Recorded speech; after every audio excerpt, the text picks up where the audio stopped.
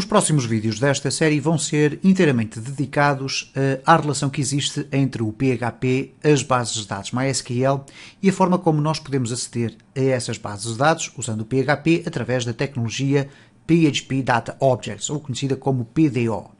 Neste primeiro vídeo relacionado com acesso a bases de dados, eu vou falar especificamente sobre a utilização de uma ferramenta que é muito importante para consultarmos as bases de dados existentes no nosso servidor. E trata-se do PHP MyAdmin. Quando desenvolvemos um projeto para a criação de uma aplicação informática, nós recorremos a várias ferramentas que nos auxiliam nessa produção.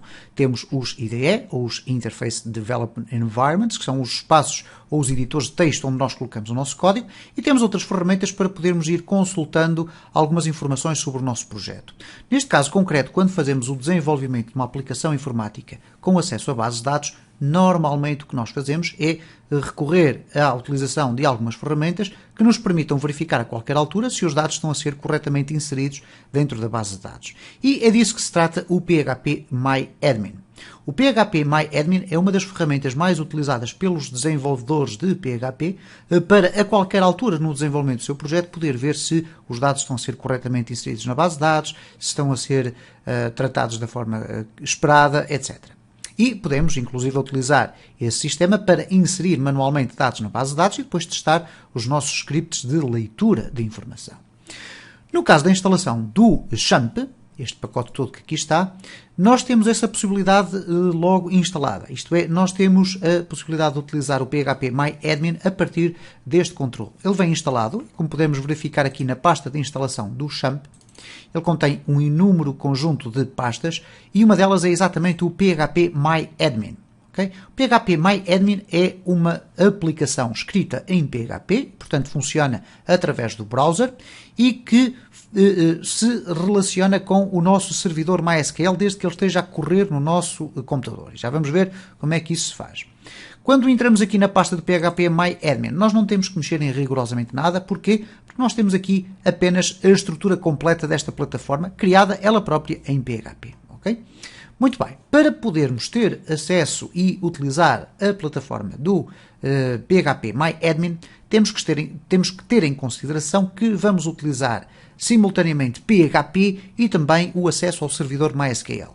Então, ao contrário do que acontece nos vídeos anteriores desta série, em que nós só executávamos aqui o servidor Apache, nós vamos também ter que executar o servidor MySQL.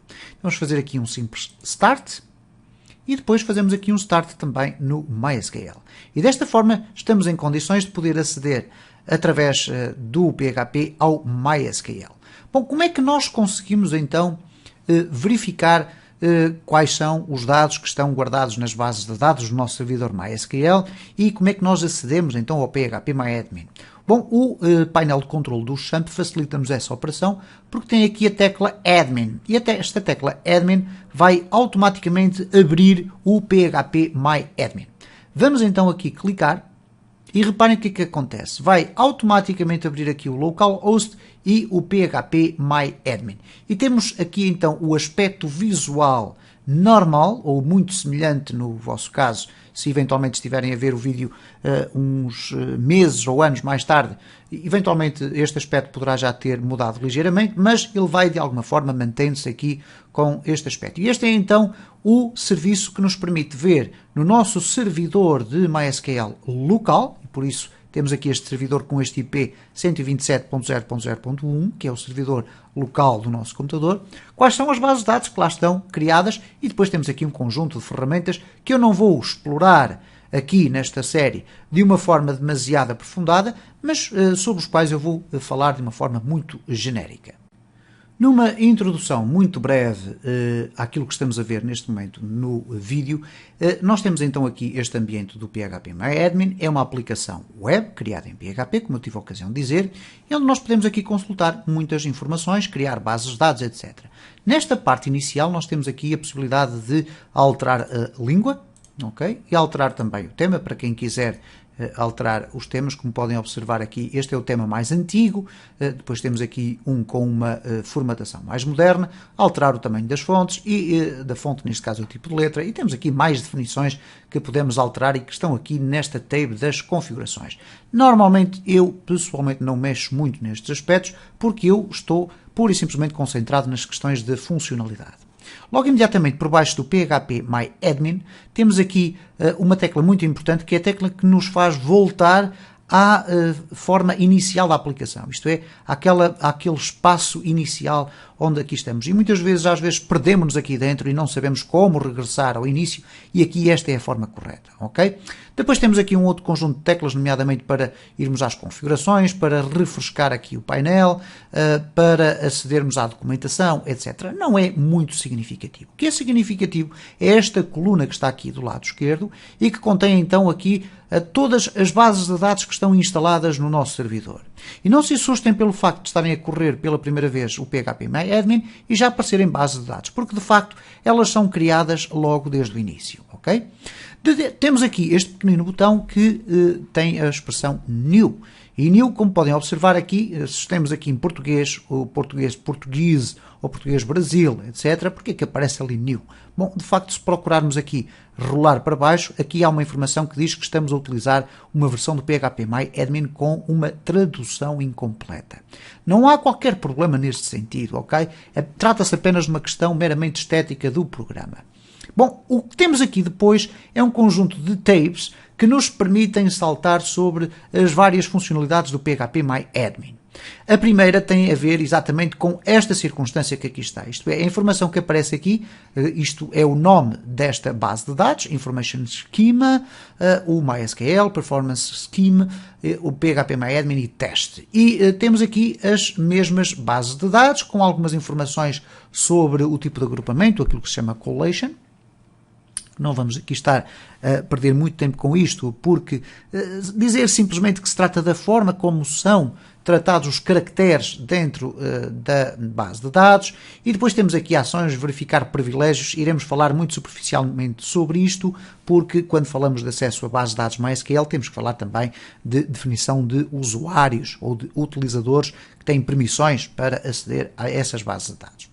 E todas as informações que aqui estão têm a ver com o facto de nós podermos selecionar uma base de dados para depois podermos ver o seu conteúdo, ok?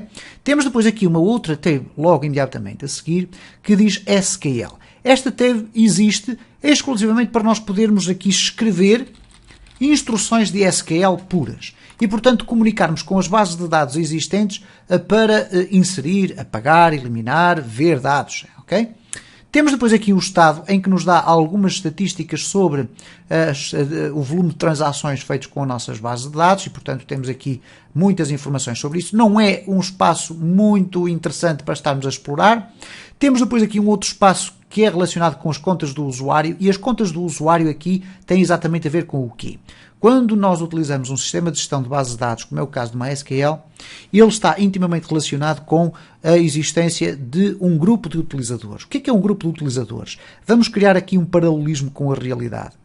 O utilizador da base de dados é como se tratasse de um funcionário que tem a chave para poder entrar dentro da base de dados. E, portanto, se nós não tivermos um utilizador que tenha permissões para aceder à base de dados, nós não vamos ter a possibilidade de comunicar com a base de dados. É como se fosse um intermediário. Nós estamos da parte de fora do edifício, o edifício é a base de dados, e para nós podermos comunicar para o interior do edifício, nós temos que ter um operário, um utilizador, que tenha acesso ao interior do edifício. E é aqui que nós definimos esses utilizadores. Ora, esses utilizadores podem ter diferentes privilégios, ok? E depois eu vou mostrar aqui quais são estes privilégios e vai ser muito fácil de perceber qual é a função deste tipo de definição de privilégios.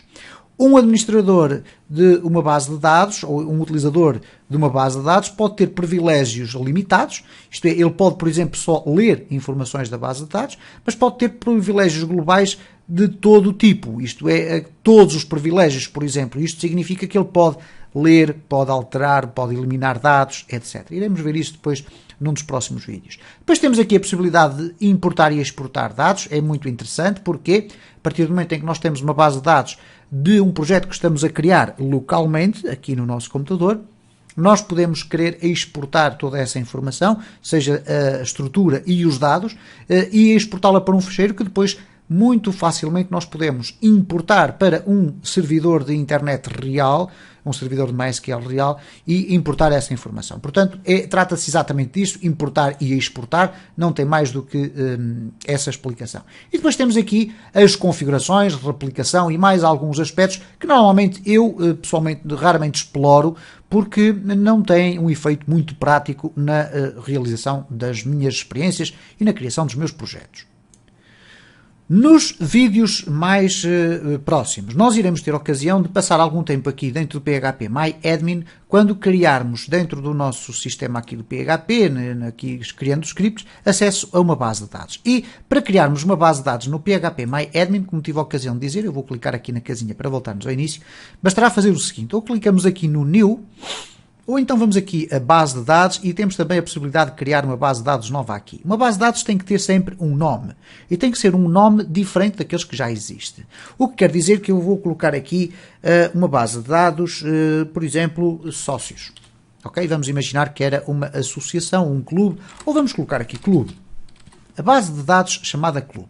O que é esta base de dados? Vai ser então o aglomerado ou o edifício dentro do qual nós iríamos ter todas as tabelas, todos os dados, todos os registros relacionados com o nosso clube. Depois temos aqui o agrupamento, o tipo de collation. Eu vou deixar ficar assim por defeito, porque ele automaticamente me vai atribuir, penso eu, que aqui no meu caso, esta versão UTF-8 General CI. Okay? Poderíamos escolher aqui outro tipo de codificações, em que, como podem ver, é uma confusão enorme naquilo que acontece aqui. É muito raro, embora não seja algo que não possa aparecer, mas é muito raro existir aqui problemas de relacionamento com o tipo de collation. O tipo de collation tem a ver fundamentalmente com a forma como a base de dados lida com os caracteres que lá são inseridos. Okay? Eu vou deixar ficar aqui desta forma e se eu clicar aqui em criar, o que vai acontecer então é que vai ser criada uma base de dados com este nome. Como podem verificar, ela apareceu aqui. Irão perguntar-me então o seguinte, então mas porquê que esta base de dados aparece aqui com o sinal menos e todas as outras aparecem com o sinal mais? Bom, por uma questão muito simples. É que esta minha base de dados neste momento não tem qualquer estrutura. Ela apenas existe como sendo um edifício vazio. Todas as outras já têm estruturas, nomeadamente o facto de já terem tabelas, ok? Então o que acontece aqui é o seguinte, a partir do momento em que eu selecionei aqui o meu clube, e reparem que se eu voltar à minha casinha, volto a ter aqui bases de dados, SQL e estado.